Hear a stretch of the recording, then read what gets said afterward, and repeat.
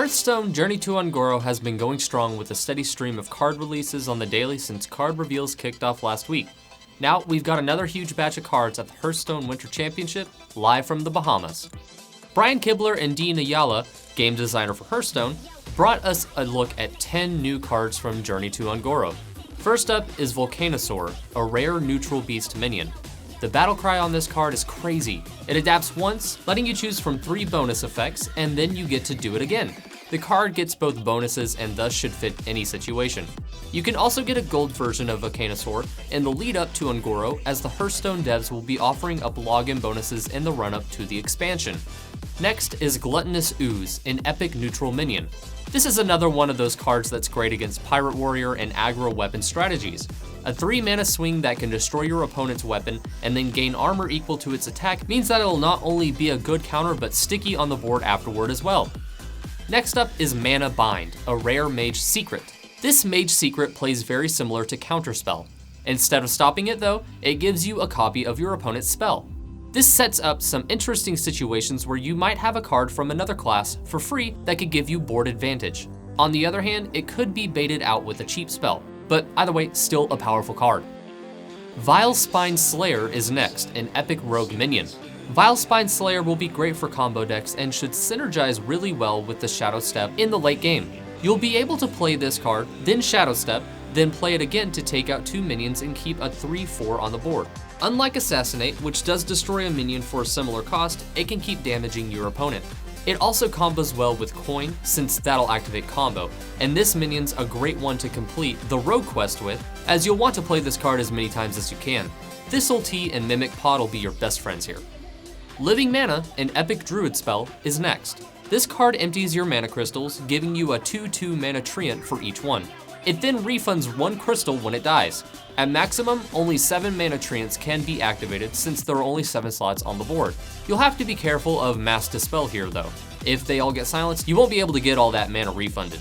This card can still combo with Savage Roar on turn 10, or with Soul of the Forest to also get a 2/2 when each mana treant dies. Next is the Mirage Caller, a rare priest minion. This card will help you accomplish the legendary priest quest that asks that you summon death rattles. Not only that, but it can also activate Battlecry cards. This means you can get copy minions that have great effects, like Prophet Velen, Ysera, and other large minions. It's definitely a combo enabler, as it gives you a 3 mana any minion in the game, so long as you played the target minion first. Next up is the Corrupting Mist, a rare warlock spell. This is a delayed board clear, like Doomsayer, but you can't stop it, unless of course you've got a counterspell sitting around. You'll still be taking massive damage while you're waiting for the board to clear, but it's a great comeback mechanic. If you ended up with a bad hand, this could even up the game. The Warlock Quest reward Imp Portal synergizes great with this, as it's immune to Corrupting Mist and any other effect as well. Next up is Lost in the Jungle, an uncommon paladin spell. This is a 1-cost spell that summons 2 Silver Hand recruits. This will be great for token decks, cards, like Quartermaster, that specifically buffs Silver Hand recruits, and for an upcoming card reveal that'll deal specifically with Silver Hand recruits. As Paladins, the class that has the most buff cards in the game for single targets, anything that's going to help you get something on the board is going to be fairly good. This should help Paladin in early game tempo, especially in Standard. Molten Blade, a rare warrior weapon, is next. This card will transform into a new weapon every turn that it's in your hand. You likely won't want to play this as the 1 mana variant, letting it shift once or twice, and since it can change, it'll help you adapt to any situation that's at hand. Obviously, this is heavily influenced by RNG, but it's certainly a fun mechanic. It's also worth pointing out that this card will retain any buffs that are in your hand when it changes. Shifter Zaras also had a similar mechanic, but for creatures. Next is the Marsh Queen, a Hunter legendary quest. The Hunter's legendary quest is perfect for players that love to go face, specifically aggro hunters. You're going to want to play as many 1-cost minions as possible, and as we'll see with an upcoming card, Tolver will synergize perfectly with this card as it draws 2 1-mana minions to your hand. So what's the reward? Queen Carnassa. Queen Carnassa shuffles 15 1-mana 3/2 raptors called Carnassa's Brood. Even worse for your opponent, their Battlecry is draw a card.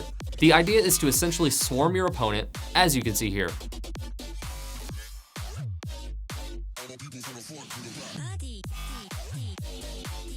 There was also an additional card announced yesterday that we covered earlier called Tolver Warden, a rare hunter minion. Tolver Warden is a pretty interesting card for aggro hunter decks. It'll help you keep the board filled with small minions when you hit turn 5 and bringing some much needed stickiness to the board itself as a 3/5 minion. It can draw cards like Alleycat, Runic Egg, Fiery Bat, Shifter Zarus, Tentacle of N'Zoth, and the new minion Firefly. And last is a card recently announced by YouTuber Firebat called the Curious Glimmerroot. It's a baby Dracenoid operative that does not require a certain card in your hand, but instead knowledge of the meta.